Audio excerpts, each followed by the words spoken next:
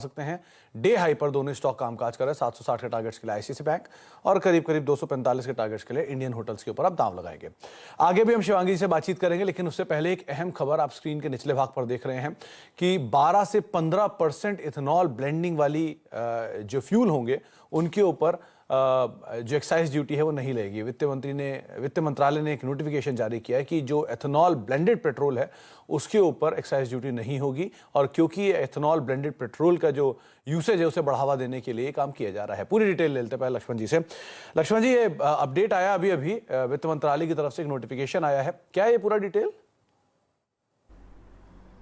देखिए, दरअसल खबर यह है कि जो भी पेट्रोल है जिसमें एथेनॉल ब्लेंडिंग किया गया है, वो एथेनॉल ब्लेंडिंग 12% किया गया हो या फिर 15% किया गया हो, तो उस पर एक्साइज ड्यूटी में छूट दी गई है, यानी उस पर एक्साइज ड्यूटी आपको नहीं लगेगी। इसका मतलब ये हुआ कि मान लिया जाए 100 लीटर पेट्रोल है, उस 100 लीटर पेट्रोल में 12% आपने 12 लीटर जो है सो एथेनॉल ब्लेंड कर दिया, तो 12 लीटर एथेनॉल ब्लेंड कर दिया तो उस 12 लीटर पर आपको एक्साइज ड्यूटी नहीं देनी पड़ेगी।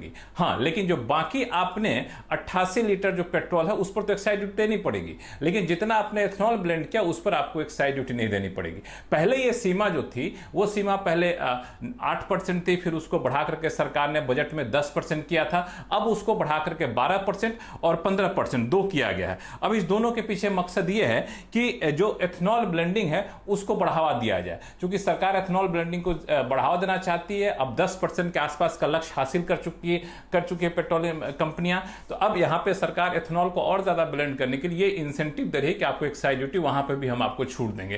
तो ये एक एथेनॉल ब्लेंडिंग को की तरफ से कह सकते हैं कि बड़ी खबर है। अच्छा लक्ष्मण जी, एक छोटा सा सवाल था कि क्या कोई आपके पास सेग्रीगेशन है कि कितना कितना इम्पैक्ट जो ओएमसीज हैं वो कितना एथेनॉल ब्लेंडेड बनाते हैं या कितना नॉन एथेनॉल ब्लेंडेड बनाते हैं, क्योंकि इसका इवैल्यूएशन या कैलकुलेशन थोड़ा टफ टास्क है।